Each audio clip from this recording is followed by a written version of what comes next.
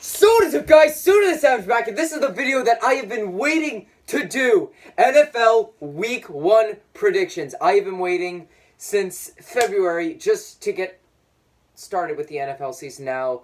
It always sucks because usually around when school starts, that's when the NFL season starts. So that's not my favorite thing, but I've been waiting for this moment for such a long time, and here is my NFL Week 1 season predictions. How this video is going to work is that I'm going to be doing two kinds of predictions.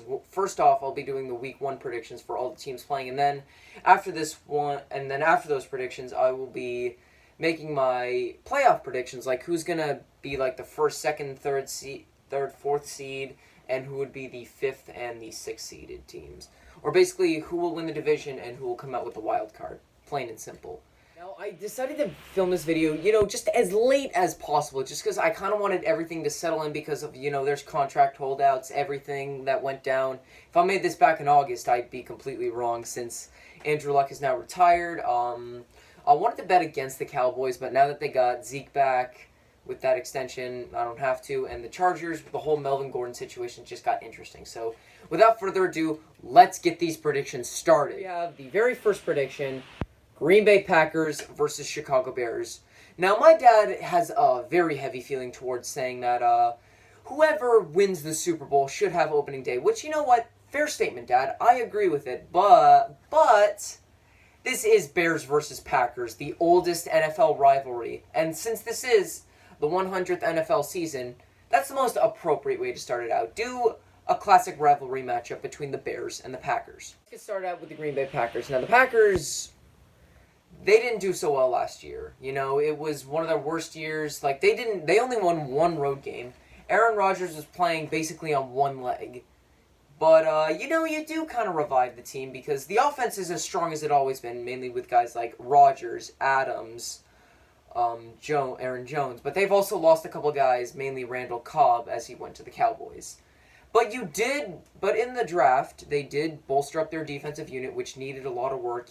I mean, they cut veteran linebacker Clay Matthews, but they did pick up some sweet new prospects in the first round. So their defense could be completely revived. And then you have the Chicago Bears. They went 11-5 last year and were a double doink away from going to the NFC divisional game, which they would have played the LA Rams in LA.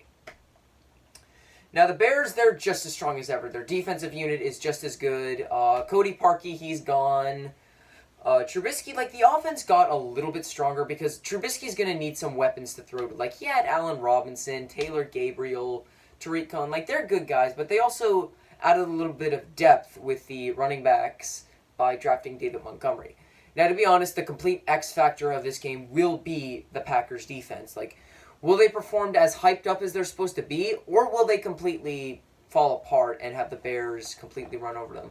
My prediction is on opening day, the Green Bay Packers will win that very first game. I'll move on to the next matchup, which is the Kansas City Chiefs at Jacksonville versus the Jaguars. Now, the Chiefs were one of the best teams in the NFL last year, 12-4, and they were so close. One Dee Ford penalty, defensive collapses, bad calls by the refs. That would have propelled them to the Super Bowl against the Rams. That would have been a glorious Super Bowl, but instead we got 13-3, so that was not a good matchup. But the Chiefs, they have just gotten strong. Well, depends on what you talk about. The defensive unit is kind of gotten weaker. They cut linebackers, they cut Dee Ford, but they did bring in Tyrann Mathieu, or the Honey Badger, for safety, which is literally going to be their whole defense. But their offensive unit, whew. Patrick Mahomes, he's riding off that MVP season. Now, I don't think he'll have the exact same season that he had last year. I still think he's going to be an amazing quarterback, but there is no way he's going to put up, the same numbers that he put up last year. He'll put up very good numbers, but just not the same as last year. Tyreek Hill got very lucky with the trials. He'll be back. Damian Williams at running back, but they did end up picking up LaShawn McCoy as he got cut by the Bills. And then we moved to the Jacksonville Jaguars. This team, they were all hype last year, but they did not go anywhere. They just did not have themselves. They didn't have a very good season. Blake Bortles completely crapped the bed. Blake Bortles was terrible last year. Like, he didn't quite have that 2017 season where he was just a slightly above average quarterback. He went back to mediocrity. He was terrible. But instead, they get rid of Bortles and they bring in Nick Foles, the new Now, of course, we know what he did in Super Bowl 52, and he's a hero. But can he be a starter? Like, he's a perfect backup, but does he have the responsibility to take on a starting role? Like, I know back in 2013, he put up a sensational rookie season when Michael Vick went down for the Eagles. But can he do it again? For this game, I'm going to go with the Kansas City Chiefs, and also for the Jaguars, they did bring in a little bit. They did draft Josh Allen to help Saxonville. But I still think the Chiefs' offense is going to be way too much for the Jaguars' defense. They're just going to put up amazing numbers. The Jaguars, I think they'll keep it close, but Mahomes will come out on top. All right, so for the next matchup, we have the Minnesota Vikings versus the Atlanta Falcons. Now, the Falcons, both these teams are coming off disappointing seasons. The Falcons, the only reason they were so disappointing this year is because they were beaten by injuries. Devontae Freeman, Keanu O'Neal, all those guys, they went down in a hard way. But, with all their guys coming back, I think they can rebound. During the draft, I think they probably could have gone a little bit more defensively. But instead, they decided to draft O-linemen in the first round, because they want to protect Matt Ryan with their life. Because Matt Ryan was completely forgotten last year. Like, he had an amazing season, but it was completely overshadowed by the Falcons failing. But, of course, Julio Jones will be as good as ever. Devontae Freeman, if he's healthy, he can dominate. I mean, the only thing they're missing Tevin Coleman, and the other question mark is, can the defense recover from an injury-riddled season? Then we move on to the Minnesota Vikings, who were a complete disappointment last year. They paid Kirk Cousins $84 million, and he was completely mediocre. Like, he was a pretty good quarterback last year, but he just never could beat the very good teams. And that goes a long way. Like, he could always beat the really mediocre, really crappy teams, but he just could never step up and beat the good competition. Like the Saints, like those guys, like the Saints, they came close, but they couldn't do it. They lost the Bears, They lost all the key matchups, all the matchups that really mattered. So the team is still as good as ever, but the real X factor is Kirk Cousins. Can he actually beat his competition? This time I'm going to say no. I'm going to say the Atlanta Falcons will swipe this victory away. Then we move on to the Tennessee Titans versus the Cleveland Browns. So the Titans, they're the complete definition of mediocrity. They're just too inconsistent. They would have showings where they would completely destroy the Patriots, but then they would get completely embarrassed by the Bills. Like, the Titans, I never can just get a grasp on. Like, they just question me. Now, the big question is, can Marcus Mariota stay healthy?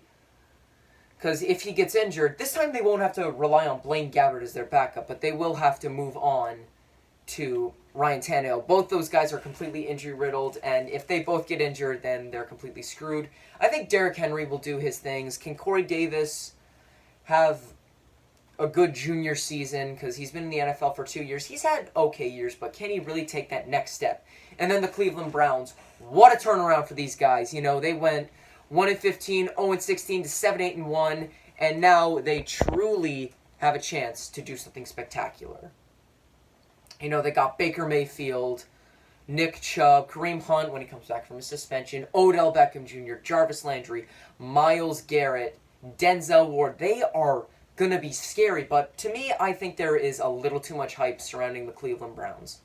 Like, I think they're just a tad bit overrated. Sure, they got the big names, but take a look at the Eagles back in 2011, 2012. They assembled what would be the dream team for them only to completely collapse. And that was under Andy Reid, and he's still one of the better head coaches in the NFL. The only thing he's got to do is manage the game clock well. Freddie Kitchens, he's coming in. He did great things as the O coordinator for the Browns last year, and I think he'll do great things as the head coach, as the Browns, I think, will walk away with this one. Then we move on to the classic AFC East matchup between the Buffalo Bills and the New York Jets. Now, both of these teams, people are already saying that they're going to be amazing. Now, just slow down a little bit, because there's always a bunch of question marks surrounding them. Let's start with the Bills, They're coming in. They got maybe what could possibly be the steal of the draft in Ed Oliver. Now, they have a defense that is incredibly underrated. They have one of the best defensive units to me. They're just such a quiet defense. Like, no one really talks about them, but they're one of the best. They got guys like Micah Hyde, Tre'Davious White, Ed Oliver's the big addition. The offense I can always question, but of course the X factor is Josh Allen. He got Cole Beasley and a couple of other receivers over the offseason, but he was pretty good on the ground game, but can he improve his air game? Because he's got quite the arm, but he just was never very accurate. He's got a cannon arm, but can he be a more accurate passer? And then you got the Jets, which, they got some big guys in the offseason, a couple guys in the draft. Quinn Williams, they'll have Jamal Adams in their secondary. Their offense is going to look a bit better. They got Le'Veon Bell, but Le'Veon Bell, he played with the Steelers, and they have one of the best offensive lines in the league. The Jets' O-line, nowhere near as good as the Steelers. Jets' O-line is not going to beat the Steelers' O-line. The Steel Curtain. But honestly, it all depends. Will Le'Veon actually play well after taking a season off? And also, will Sam Darnold get over will he avoid the sophomore slump? Because he was just average in his first season, but can he take that next step? To me, I think the Bills are going to win this one. Now we move on to our next matchup with the Baltimore Ravens and Miami Dolphins. I'm going to make this one super short because it's going to be super easy. Ravens are going to win this one. The Dolphins are absolutely terrible. They completely shredded apart their team. They got Ryan Fitzpatrick at quarterback, who last year he put up 2 good weeks, 1 average week to start off the season, and then he was terrible against the Bears. The Dolphins are a complete mess, and the Ravens, they would be the obvious pick to win this one. Now, the big question is, can Lamar Jackson develop into a bit more of a pocket passer? I know they may have got rid of Eric Weddle, but they got in Earl Thomas, and if he's healthy, he could be a top player. I didn't really want to go on too much about this one. I just wanted to keep it short, just because there's not really much I can dig into this. It's going to be the Ravens that win this one. And now we move on to the Washington Redskins versus the Philadelphia Eagles. Now, the Redskins, during the draft, they did pick up Dwayne Haskins, and they also got Montez Sweat to help that defensive unit. But the thing is, they're not going to start Haskins. He's going to play behind Case Keenum this season. Now, injuries completely ruined them last year, and there's not too much I can go off about the Washington Redskins. They had a decent start, but they just couldn't finish it because injuries ruined them. You got Adrian Peterson back, but you did end up picking up a running back in the draft who could, take over for Peterson. And then we move on to the Philadelphia Eagles. They went on a surprise run last year. They looked completely mediocre nearing the last few weeks of the season. People were even questioning, would they even make the playoffs? Yes, they did. They did make the playoffs. They narrowly made it, but they did. They stunned the Bears, and they almost stunned the Saints, but of course, Alshon Jeffrey tried to catch it. It went off his hands and right into the hands of my boy, Marshawn Lattimore. But anyways, the Eagles, they did cut Nick Foles. Nick Foles is no longer the team. They got Carson Wentz. They got Jordan Howard, but there is talks right now that they could be possibly in a trade talk for Melvin Gordon. Now, that would make their rushing game a lot better, which isn't very good right now. They got a decent receiving core. Alshon Jeffrey, Deshaun Jackson, or D-Jax, Nelson Aguilar, Zach Ertz. Now, the defense, they succumbed to injuries last year, so will injuries ruin them again? Will the defensive unit be able to play the way they did in 2017? And will Wentz be able to stay healthy enough to have possibly another MVP caliber season? My pick is easily going to be the Eagles, because the last time Case Keenum stepped into Philadelphia, we all know what happened.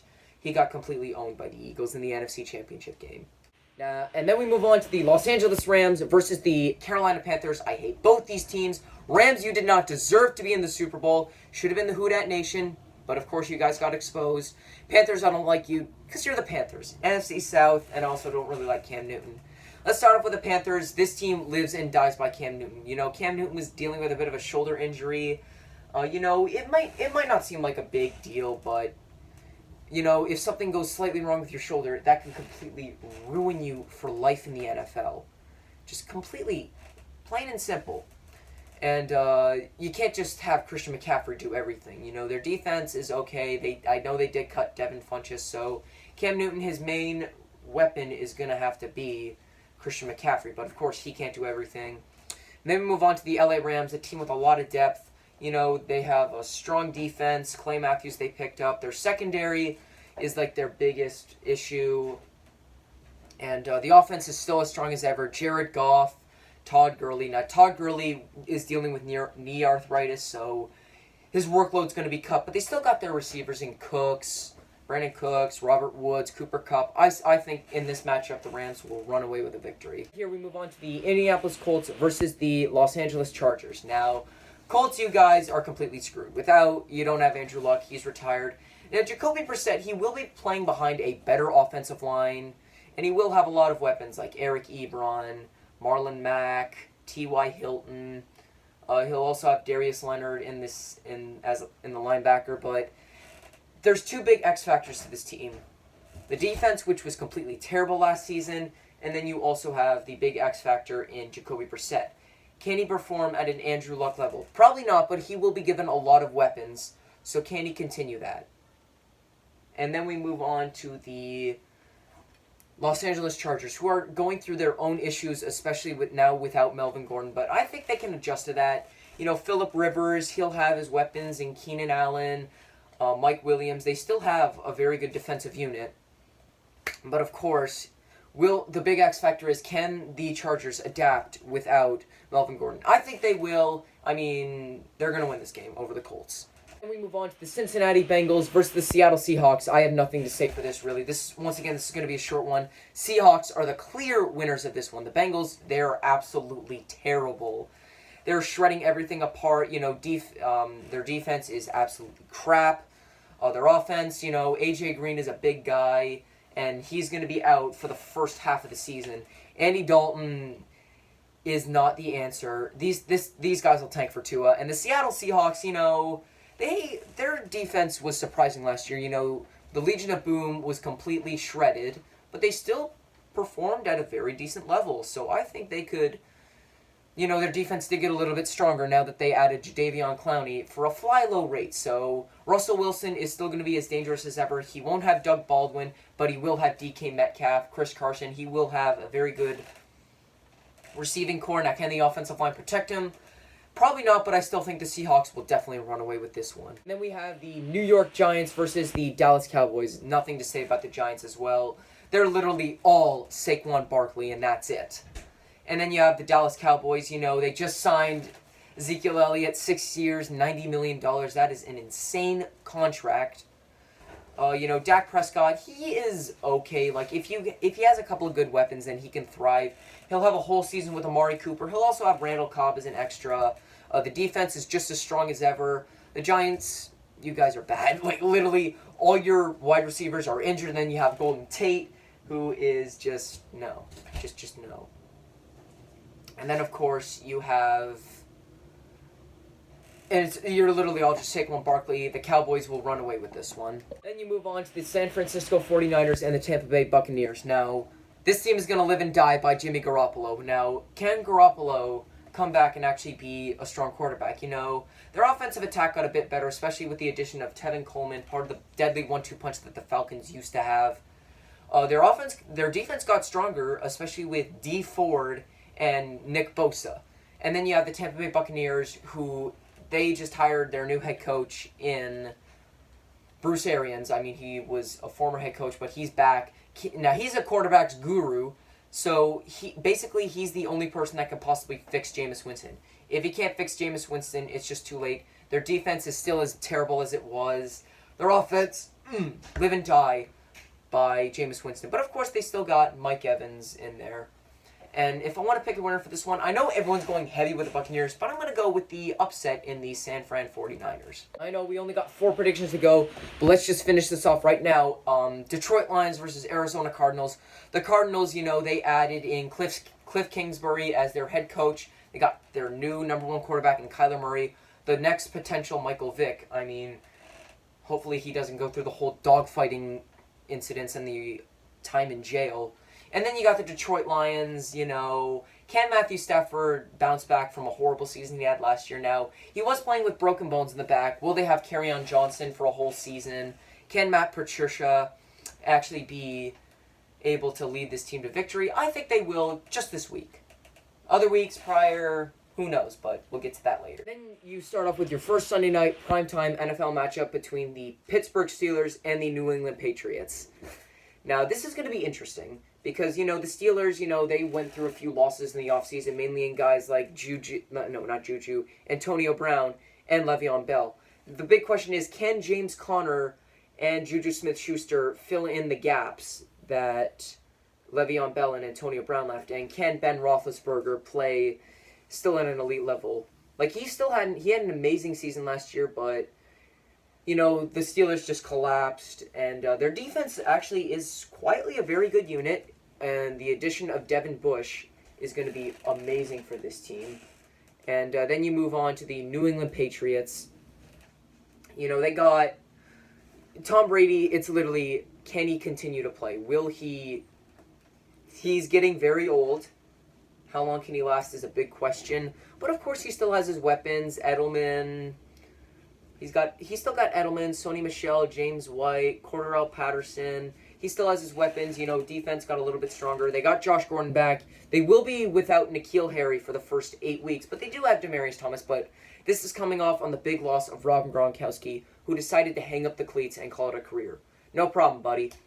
He was just not the same player that he was. If I want to pick a winner from this one, I really don't want the Patriots to win this one, but I think they're going to win it. They're going to steal one from the Steelers. Not really steal, but Patriots easily will come out on top. And we have Monday Night Football, Houston Texans versus the New Orleans Saints. This is the easiest prediction ever. Saints are going to win this one. But first, let me dive in a little bit. The Texans, they were a very good team last year. They did lose a lot of key parts on defense. The Honey Badger, him going is going to be tough, but they still got a pretty good offense in Deshaun Watson, Lamar Miller. No, he's not there. He's injured.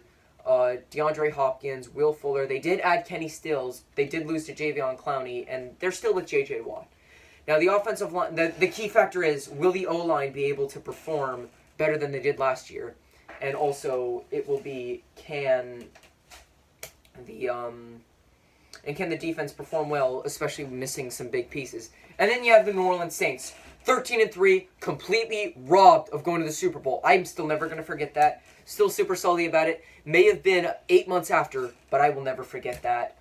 But they are they're still pretty strong, but they did lose Mark Ingram, but they did bring in Latavius Murray. Drew Brees is the X factor. Can he still play despite being up there in age? You still got the guys, Drew Brees, Alvin Kamara, Michael Thomas, who just got paid that money. You still got the strong offensive line. The defense is always going to be a bit of a question. The front seven, strong, now that we just picked up Kiko Alonso. But can the secondary go back to the 2017 form when Marshawn Lattimore and Marcus Williams were the big headlines of the defense? Saints are winning this one, plain and simple. This last one very quick. The Denver Broncos versus the Oakland Raiders. This one could be a complete toss-up. Both these teams are terrible. The Broncos, they brought in Joe Flacco, and they also did draft Drew Lock. Their team, they still have a very strong defense. Bradley Chubb and Von Miller perform that deadly 1-2 punch. And then you have the Oakland Raiders, who just completely stripped their team. They're Derek Carr. They did bring in Antonio Brown at a fly-low rate. And they do also have Josh Jacobs out of Alabama. The secondary is still not too good. Picking up Cleveland Farrell. I think they should have definitely gone Josh Allen in the draft. But, of course, both these teams' X factors. Broncos, can their offense actually perform decently? You got Joe Flacco under center, who's probably a bit of an upgrade over Case Keenum, but not much of an upgrade. And then you have the Raiders. Will John Gruden actually be a good head coach? Back in the way he was in 2002 with the Buccaneers? That is the ultimate question. If I'm going to pick a winner, it'll be the Denver Broncos. And those are my predictions. And now I'm going to be predicting division winners. AFC East, it's still going to be the Patriots. AFC North, I'm going to go with the Browns. AFC West, it's going to be the Chiefs, obviously. And the AFC South, with the retirement of Andrew Luck, it's a completely open division. But I still think the Texans will reign supreme on this one. Wild card predictions is where it's going to get a bit nitty-gritty. I'm going to say Chargers pick up the number 5 spot. Number 6 spot could literally go to anyone. I'm going to go Buffalo Bills. I think their defense will be one of the best in the league. And they will also have Josh Allen, who will completely turn around in the sophomore season. And then we go to the NFC predictions. So we're going to start off NFC East. Pretty simple. I'm gonna still go with the God damn it, NFC East, Philadelphia Eagles. NFC South, of course, gonna go to the New Orleans Saints. NFC North, I will say the Chicago Bears. And NFC West, I'm gonna go with the NFC West. Los Angeles Rams. And the 2 wildcard spots, unsurprisingly, I'm going to go say Dallas and Seattle will take the wild card. But that is my video for today. Thank you all for watching my first video. These are going to be coming out every week for all my predictions. Every team, it'll be coming out this week. Make sure to like this video, subscribe to my channel, comment down below what else you want to see on my channel. Make sure to follow me on Instagram and Snapchat @SudoTab. Thank you all for watching. Have a great day. Peace out.